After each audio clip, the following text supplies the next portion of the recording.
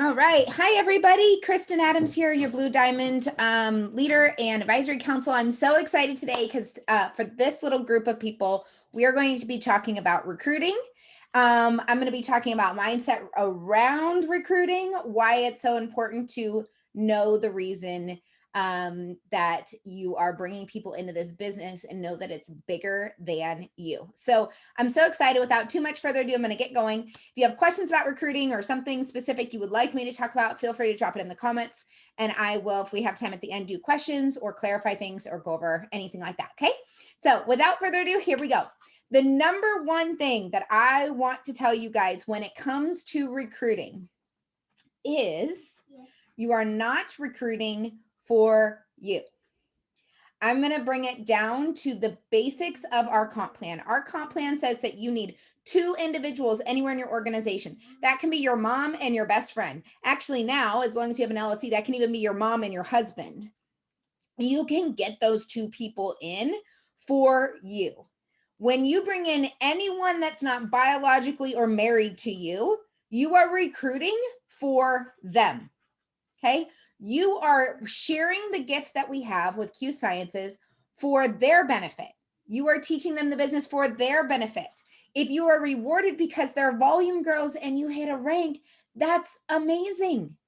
But when we are selfish with our recruiting, we recruit down. We recruit people who maybe don't need this business. Maybe we recruit people who don't have the mindset yet for it. They're, we're up here, they're down here, and they ghost you and they don't show up and they don't do the launch and they never do anything and they drive you crazy. When we're recruiting for us, we recruit down. We make it easier on ourselves. And if we do that over and over and over and over and over again, guess what, you guys? We're going to end up with a team of dwarfs. But if we are recruiting for other people, if we are bringing people into this business because we see something great in them, we can help them, we can improve them, we can build up the quality of their life, we can help them with financial freedom, we can help them with products, we can help them with a community, we can help them become bigger than they are, then we're going to end up recruiting up and bringing in a team of giants. And for those of you who are part of Q in 2020, our theme was we are standing on the shoulders of giants. We are trying to help people become their best selves here. And it's selfish for us to recruit for ourselves, to recruit because we only need one more person, to recruit because we need the volume, we need the paycheck.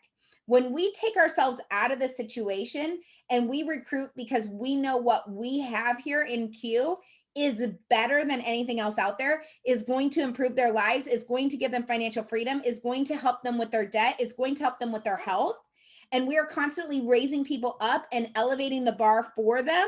We recruit people bigger than ourselves. We recruit people that we give them the tools and then they pass us by, right? If you haven't had somebody pass you by yet, it's coming. It's happened to me. It's going to happen to me again. It's better that way because you are recruiting people who are of such caliber when you're bringing in people bigger than yourself that they take what you've given them with their raw talent and their desire and they make something greater. And so for me, when I am recruiting, I am looking for those people who are a diamond in the rough. I'm looking for those people who have never tried this before. I'm looking for those people who maybe got into a company 10, 20 years, 30 years after it started, and their opportunity to become like that person, that pillar in the company, pass them by, and it doesn't matter what they do, they're never going to get there, right? We're looking for those kind of people. And so you have to have the posture, you have to have the volume, you have to have the, what are you doing? No.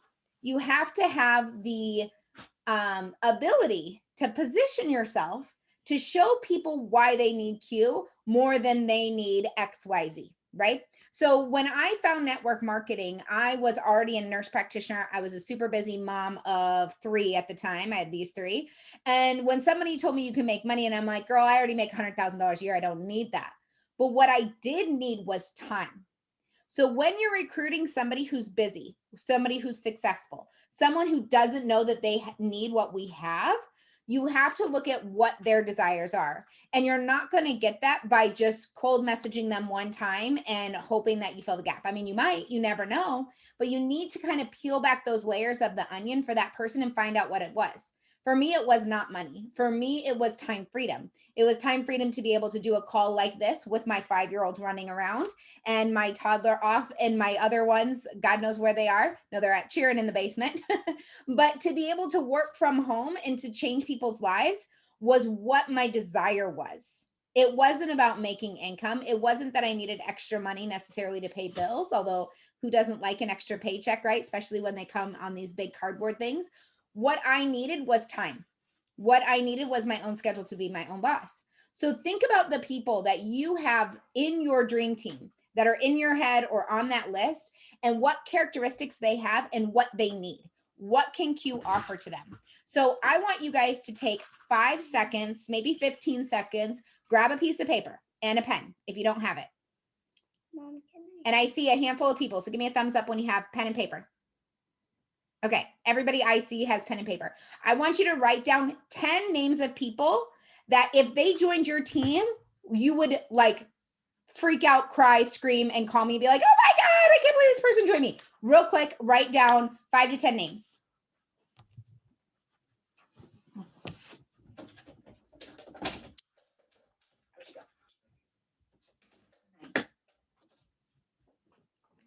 Okay, baby free.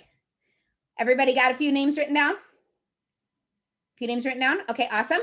Now, out of those 5 to 10 names, I want you to write down characteristics of reasons why you want them.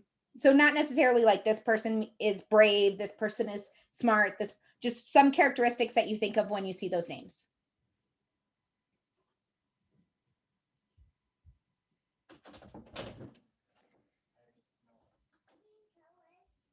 Now I want you to write down on the back side of that paper reasons why you don't want to reach out to them.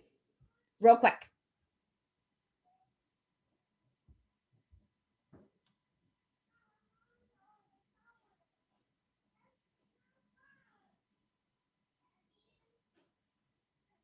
Okay, so I saw some eyes.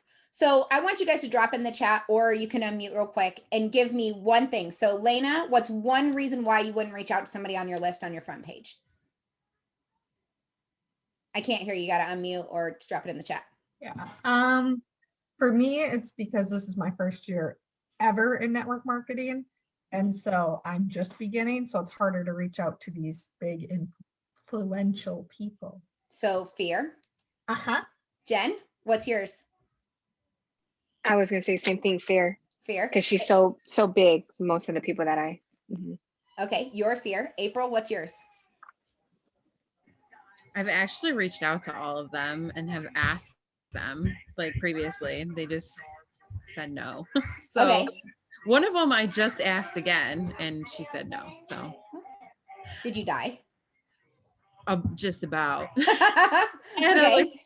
Some hemp oil and drink a calm. I was all freaking out. That's all right. That's all right. So again, fear is kind of like, oh, reaching out to them again still, right? Heather, anything different?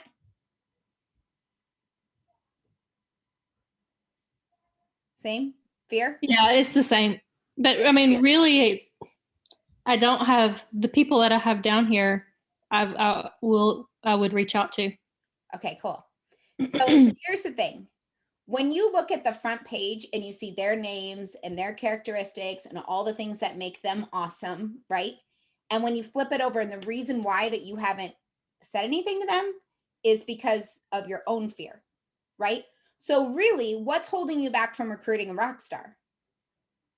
It's not because they're something crazy awesome, right? What's holding you back is actually what's inside of you.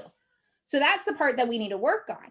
We need to work on how to become brave. We need to work on our belief that what we have could be life-changing for them, because they have amazing qualities. Well, guess what?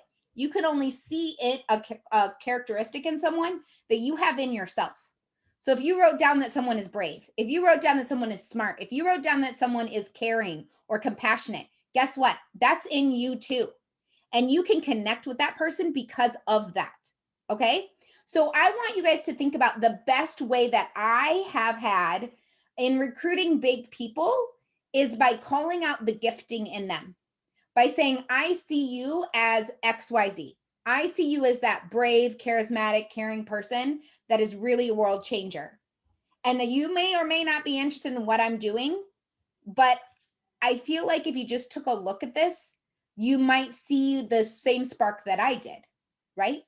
If you offer that compliment first, if you identify why they're so exciting to you, why they make you nervous, why they intrigue you, why you see them on your dream team, and you compliment them by identifying that behavior, that personality characteristic, that whatever it is, right? That gifting that they have. And then you offer them an opportunity to take a look at what we have. And if you feel like, okay, this isn't someone, maybe it's the compliment is you've made over $1 million in this business. And this is the first time I've ever ventured into something like this.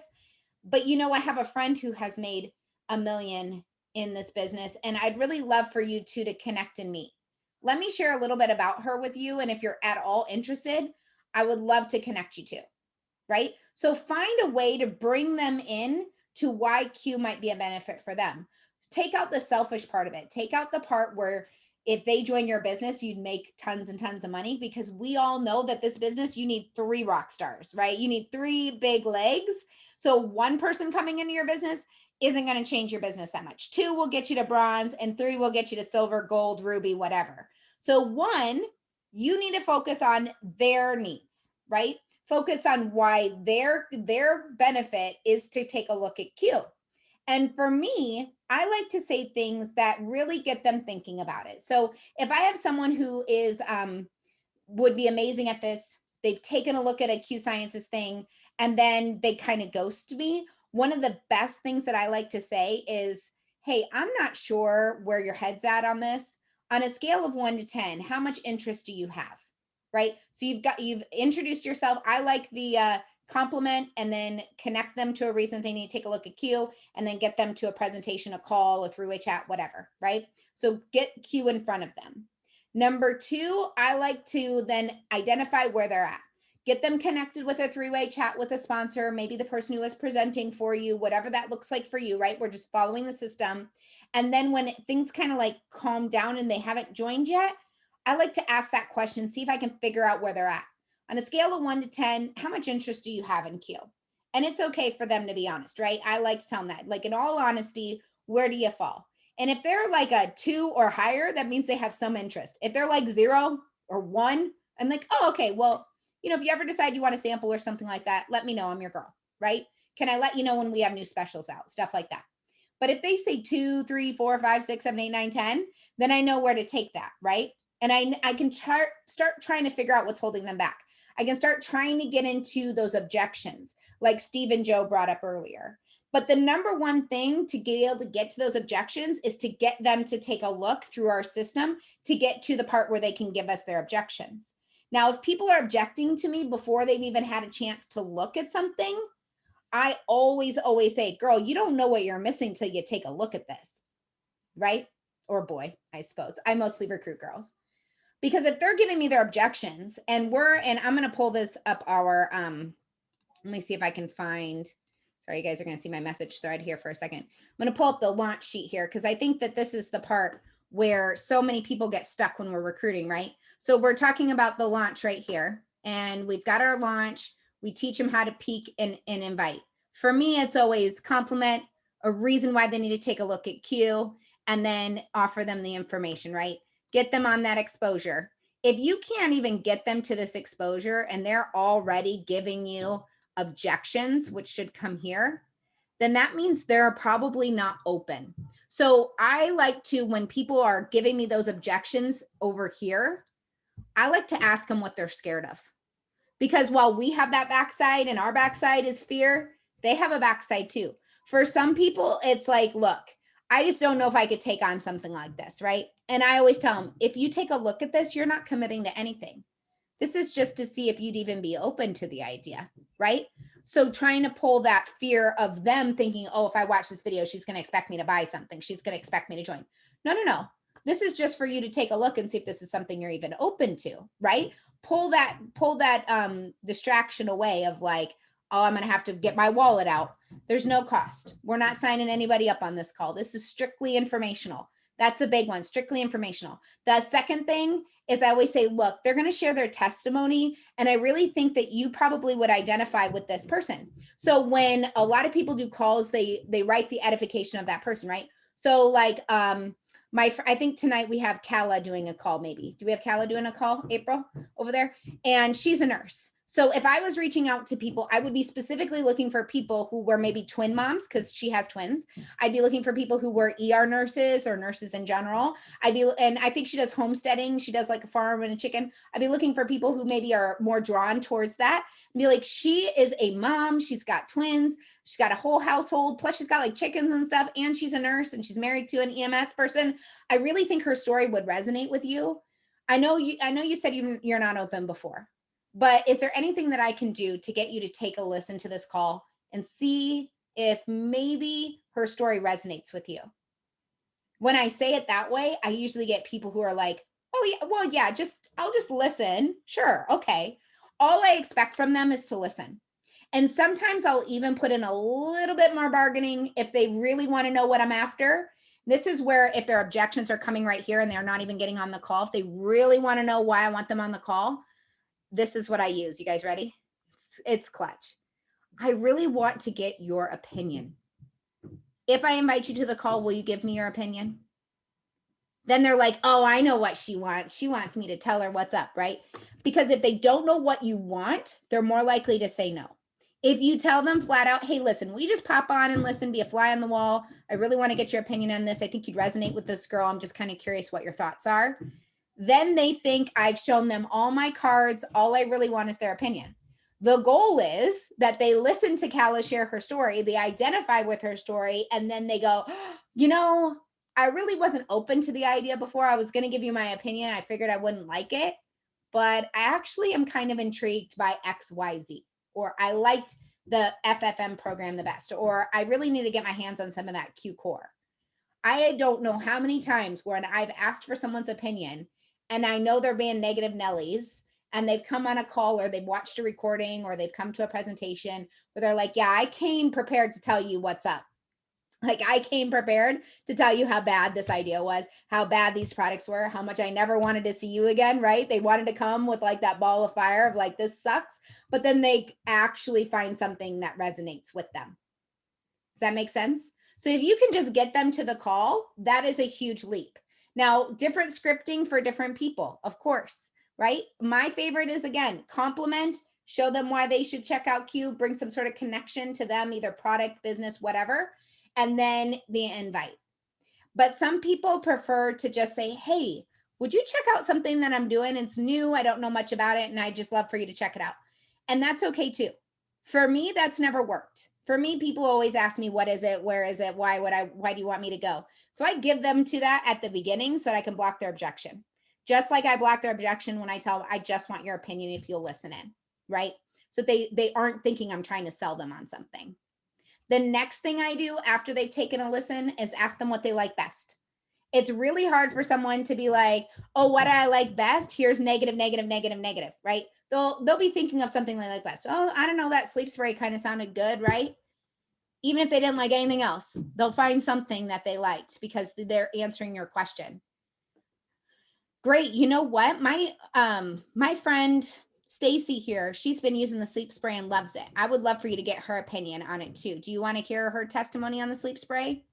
Let me put you in a chat with her, right? Use whoever you can, who your upline is, use whoever the speaker is to get them into that connection call so that you take the pressure off yourself. Now, here's the other really important thing. When you are recruiting somebody, your job is this, right? Once you get them to the connect, then it is your sponsor's job to take them the rest of the way, to take them this way, okay? That's kind of different colors, but you get what I mean. So if you're teaching your new ambassadors how to do it this way, where you bring them to the connection call and then you let your sponsor or your leader take them the rest of the way, then guess what's going to happen? They're going to be taught from the moment that they started reaching out to you about our system, and they're more likely to follow the system, which has been proven to get more results. So if you can teach them the system and they don't have the fear that you guys all had written down on the back of your page, No matter what anybody said, the underlying reason that you don't want to reach out to them or whatever is fear, right? That's always what it is. It's our fear. We can take that fear away or at least minimize it for our new recruit. So what you do duplicates. The good things that you do duplicate, and the bad things that you do duplicate. If you're always recruiting to fill a gap in your business, then your team is only going to recruit to fill a gap in their business. Does that make sense? If you're only teaching people, hey, you just need 2 people in and you can get paid to the moon, right? You can go past Kristin Adams with 2 recruits. That's not being the best leader for them, because it's going to take more than that. Y'all don't even want to know how many people I've recruited. You don't even want to know how many people have quit and ghosted me because I recruited people that weren't really ready to be here yet, right? So let's do our teams a favor and let's model good behavior. Let's always look for people that we say, you know what, if they're amazing, if we bring them to Q, we can help them level up 2, 3, 4, 5, 10 times. If we're always looking for that person that we can help level up, we're going to have a team of giants. We're going to have a team of Francesca Fields, of Marielle Filipponis, of Brandon Stevens, of Terrence Arconis, right? We're always going to have a team of amazing, amazing people. But if we're always looking for just that person to fill the gap, we're never going to find those people, right? Does that make sense? Now, I do want to talk a little bit about closing, because as leaders, and all of you guys are leaders, you got onto this call, we're going to be the people that we get connected to, and it's going to be our job to sort, give them additional exposures, and then close them. Closing is a huge part of recruiting. Now, one thing that I like to do, and this is called intonation, and I'm not going to go into a huge thing, but I do have a YouTube video on this. Just look up the art of the close or something like that. If I can probably find it and put it in that group chat. But closing is huge. And one thing that I like to do, and this is really, really simple, and if you're a voice message person, you should practice it, is to ask 3 or to make 3 statements in the form of a question, but it's a statement. Does that make sense? You will get that person agreeing with you before you ever even talk about Q. Okay. So let's say April puts Lena in a chat with me. April edifies and introduces me. I'm going to send back 3 messages. And I do this all the time to people now, just without even thinking about it. And it allows for Lena to start thinking, yes, yes, yes. And she's agreeing with me and she likes me from my first voice messages to her. Okay. So April edifies me and she gives me a statement, something, you know, Kristin, can you tell Lena a little bit about yourself? Which is perfect. It's always the best thing to say somehow in that statement. I'm going to say, hi, my name's Kristin Adams. I live in West Des Moines, Iowa. I'm a mom of 4 and a nurse practitioner, and I'm so excited to get to know you. Okay, those actually all sounded like questions, but Lena's head is going to receive the tone of that and think, okay, her name's Kristin Adams. Yes. She's a wife and a mom of 4 girls and a nurse practitioner. Yes. She's so excited to meet me. Yes. Right. So already in her head, from my contacts, my first contact with her immediate thoughts are yes, yes, yes. So I want you to close your eyes and listen to me say 3 more sentences and see if you can hear yourself agreeing with me. Okay, you guys ready? Hi, my name's Kristin. I really like to eat pizza and I'm so excited to get to know you. Did it matter what the heck I said? Or did you sit there and go, because you're answering the question. I could be saying, this water bottle is black. It is a shaker bottle and I need a refill. And you'd be like, yep, yep, yep. I don't know what it is about the human brain, but it's very easy to trick. And so if you guys are doing this with people, it's going to sound really weird and obnoxious in your head as you're doing it. It does to me even here still. I just did it again to you all. But you start doing it naturally. You start raising the end of your sentences. And so people will start agreeing with you. But when you first start doing it, you're going to think that you sound crazy because you kind of do, because you're saying everything as a question. And if you've been listening, I've done it about 10 times since I taught you guys how to do it. So I want you guys to all practice that.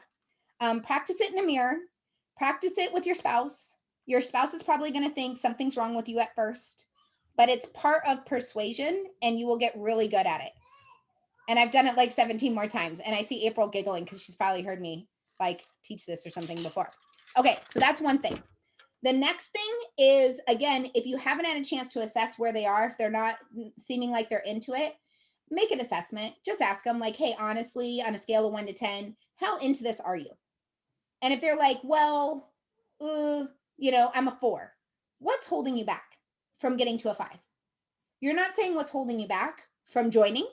You're just saying what's holding you back from moving one step closer to getting to a 5. Sometimes you can inch people that way. And that little inch to get from 4 to 5 was actually what's holding them back from joining. And then boom, you answered the question. If you make it non-threatening, I'm just curious, what's holding you back? How can I help you see the vision of Q? If you make it sound non-threatening and non-committal, you're more likely to get them to take that extra step forward or to join. So sometimes when I say things like that, people will say, well, I just want to make sure that I'm not going to get high on the CBD. That's an excellent question. We hear that all the time. Again, validate their concern, right? Because I'm an NP, I knew nothing about THC or CBD or any of that stuff other than THC was, what was it, marijuana that made drug tests pop positive? They didn't teach us any of that. And I had 8 years of college on health stuff, right? So I always validate them. I'm like, oh my gosh, that's a great question. I had to do a lot of my own research to find that out. But the good news is Q's made it really easy. Let me show you, right? And I always say that, let's take a look at this. Let me show you. What can I give you to help answer that question? Or what's holding you back? And so those non-threatening steps make it easier to close, and they don't realize they're being hard closed. So a hard close is, I need you to join right now because I need another recruit to hit builder. That would be like you basically putting it all out there and like trying to close that. That's never going to get, unless it's your aunt or your mom or something, that's not going to work on people. But you're able to close people by closing in the gaps. If they said, 1 to 10, they're a 5, you have this much gap. What does it take to get you a little closer? What's holding you back? Okay, what other questions do you have? Great, let's get you signed up. Always, always, always, every time that they give you a rebuttal or an objection, right? Or a reason that they're not at a 5, what's holding them at a 4, you close that objection, you answer that question, you fill in that gap of information, you ask for the sale again. If there's nothing else holding you back today, are you ready to sign up? Let's get you signed up so we can start making you money, right? I'm so excited to work with you. Are you ready to sign up now? Ask those questions as that third party person, because then they can tell you, well, there is one more thing, right? Or yes, let's do it. But if you don't ask for the sale over and over and over and over and over again, as you move them from a 5 to a 6 to a 7 to an 8, you never know when they went from 5 to 10, right? You could sit there and literally be blocking objection after objection after objection just because they haven't said, sign me up, because maybe they're scared. They're on the backside of their paper, they've got all these things, all these characteristics you've written down about how amazing they are. And on the backside of their paper, it also says what? Fear, right? So maybe their paper, they have fear sitting up, and you're trying to flip it back over to remind them how amazing they are and how Q is going to help them improve the quality of their life, what a blessing it's going to be for them and their family. And they still have fear flipped up on their paper. So your goal as you're marching them through this is, once you get them to flip that paper over where they're no longer fearful, ask for the sale and sign them up. But if you're always waiting for them to take that step to say, okay, I'm ready now. Some people will. I'm the kind of person where I'll ask all my questions. I'll be like, all right, I'm ready. But I'm kind of a different breed, right? Not everybody's like that. Most people will wait and not join, not buy the card, not check out at the grocery store until someone says, are you ready to check out? How many times have you been at a restaurant and you're like ready to pay the bill or whatever, and you wait for the waitress to come by to ask you if you're done or want anything else before she hands you the bill? If you're that person, that means that someone needs to ask you to close, right? If you're the kind of person that's like, hey, we're done, then you probably don't need someone to ask you if you're ready to check out, right? But not everybody's wired that way. Think about how many people, and I used to wait tables. I waited tables at Perkins through high school, at Famous Dave's through college, at Cheesecake Factory with my little one. I waited tables a long, long time. And I will tell you, 99% of people wait for you to bring them the check and ask them if there's anything else you can do for them. Here's the bill.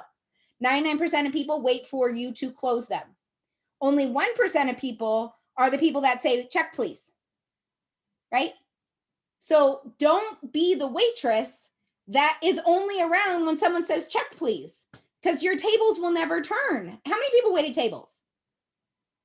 Okay, I see lots of hands. If you've ever done anything that's commission-based, waiting tables is commission-based, the faster you can get people in and out of your tables, the more money you make, right? So you can sit more butts in that seat, right? Butts in seat make money. Butts in seats at convention make money. Butts in seats at waitressing make money. So if you're the waitress, and we all know there was always that waitress or waiter, sorry, who would wait until people were like, check, hello, I want to go. Like, I'm done eating. I've been sitting here forever. You know, we're the ones that were like, come on, dude, like, move your tables. You've had 4 tables tonight. I've had 16. Like, let's go. Because they know how to ask for the close. I was always really good at getting those people to pay and get out of those chairs and not sit there for a long time because I knew I could make more money. Same thing with this. You guys, we have to ask for the sale. We have to give them their check, please. And sometimes you hand them the check and they're like, oh, I'd rather be a customer. Awesome. Great. You can go check out at the bakery counter, right? Oh, you want to be an ambassador? Guess what? You get one-on-one service with me. Think about this business more in those terms, and that we're slinging hamburgers and stuff. We're not there for filet mignon and sit there for 17 courses. We want to help these people levy up their business. We want to help them get in. We want to help our team members sign people up. We've got to ask for those closes. So I've gone on a couple extra minutes, but I wanted to make sure I kind of touched through the whole system. What questions? Oh, someone said they've had a bad experience with sales in the past. Well, wonderful. We're not in the business of sales. We're in the business of helping people. Have you had a bad experience helping people get healthy before? Oh, you haven't? Great. Let's get you signed up. There's objection blocker videos out there, you guys. I did one video one time where I literally had people just like write every objection in the comments, and I blocked all of them in like a 30-minute thing. I should find that video. It's great. But if you have an objection that you've heard, if you have a closing question, now's your time. You can unmute, you can drop it in the chat, whatever works for you. I want you guys to all become assassins. Closing assassins. I have one. Yes, April. I was talking to this girl, and she is like a nurse's assistant, but she's going to school for nursing, and she likes the products. And I was telling her, like, you know, you should totally sell, like you would do so good. And she's like, I just don't have the time. And I'm like, my girlfriend, Kristin, she's a nurse practitioner, and she was doing this job with 3 kids and working 2 full-time jobs. Like, you have time if you just have, you know, like an hour or whatever. And she was like, well, that's good for her, but I just don't have the time. And she's just like, when do you, I guess, like, when do you stop like pushing forward and just like break it? So what her actual fear is she doesn't feel like she will be successful. She feels like she doesn't have belief in herself.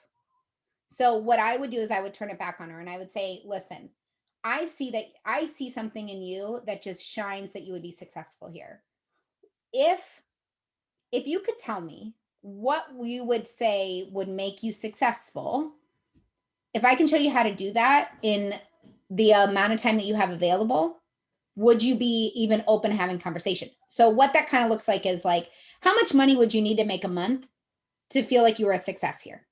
She's going to probably say $250, $500, something like that, right? How much time do you really think that you spend scrolling Facebook, that you have between classes, that you have at night or in the morning? Do you think you have 30 minutes a day, 45 minutes a day, right? And if she tells you she wants $250 a month and she's probably got 3 hours a week, she could probably do executive in 90 days. So then you wrap it all together, right? And you're like, look, what's her first name? I just always find it's easier for me. Danielle. Okay. Danielle, I've been thinking about you, right?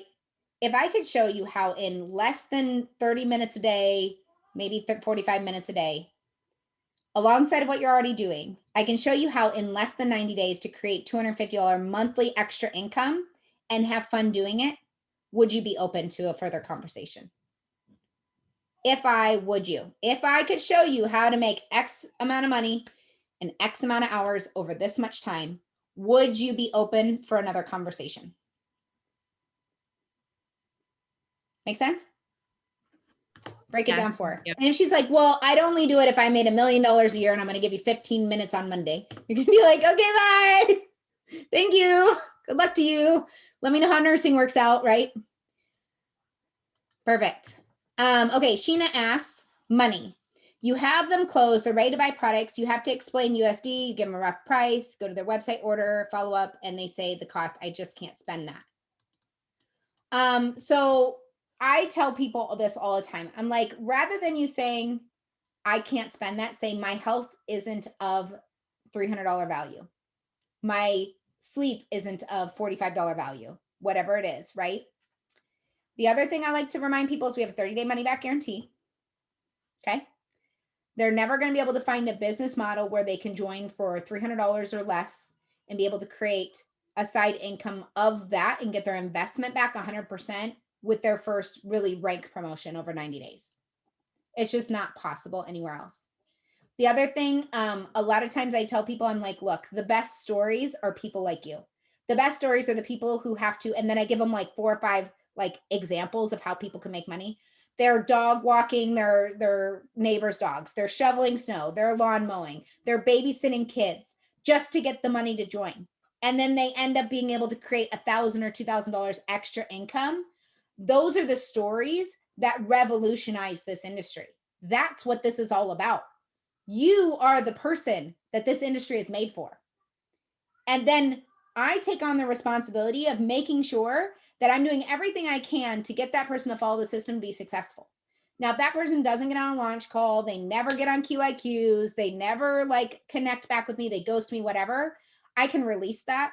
But if I know someone is scraping the bottom of the barrel to be able to join, and they're like down to their knuckles, right? They've just been dragged out and down to their knuckles and all that kind of stuff, and they just need this to work, I'll give them my all. I'll commit to them to give them that opportunity to make this work, right? It's up to them to make it work. Does that make sense?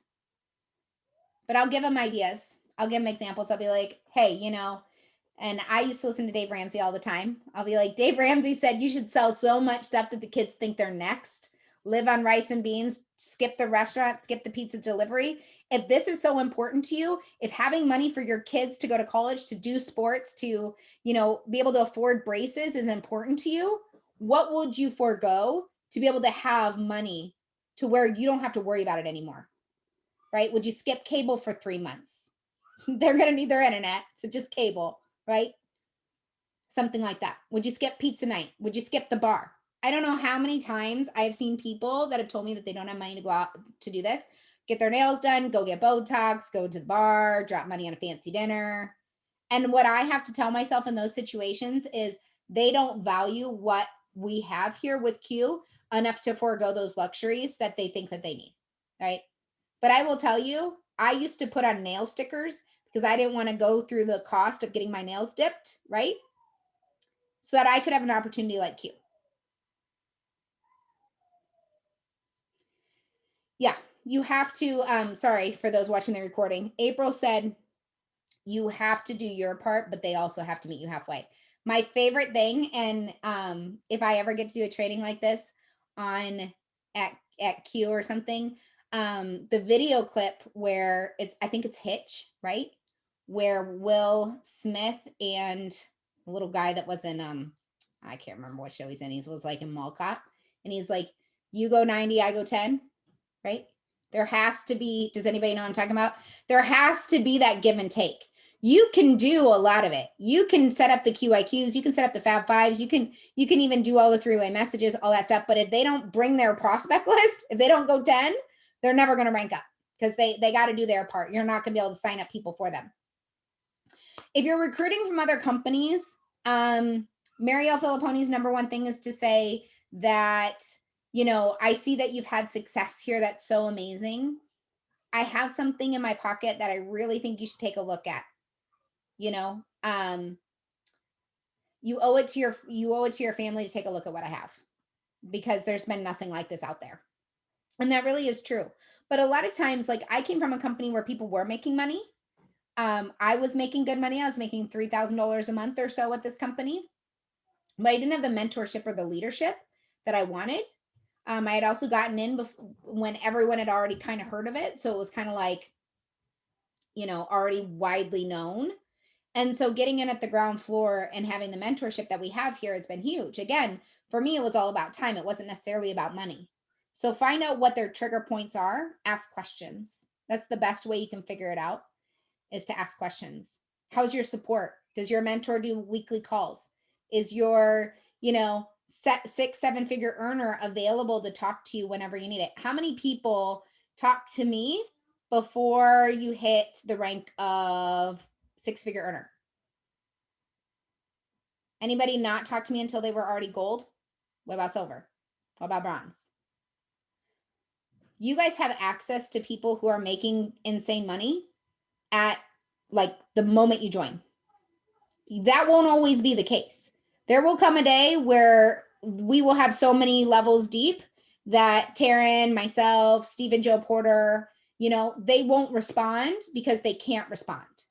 So this is the time for people who are interested in becoming, like if they've ever said, man, if I just would have joined 10 years sooner, right? Some like Mary Kay, for example, like our grandparents had the opportunity to be in Mary Kay that we have with Q. That's how crazy this is. So when you're talking to people in those big, huge conglomerate companies, they feel unseen. And you could say, look, the freaking owner of the company commented on my bronze post. Like, what? That will not happen in 10 years. So now's the opportunity. If you're recruiting from another company, if you're talking to people who are in network marketing, timing, you will never get this timing back. The size of our company and the ability to really connect with and get to know top leaders as well as the corporate staff, you'll never get this time back. This is just an amazing time. You guys have any other questions for me? I hope you got some value out of today.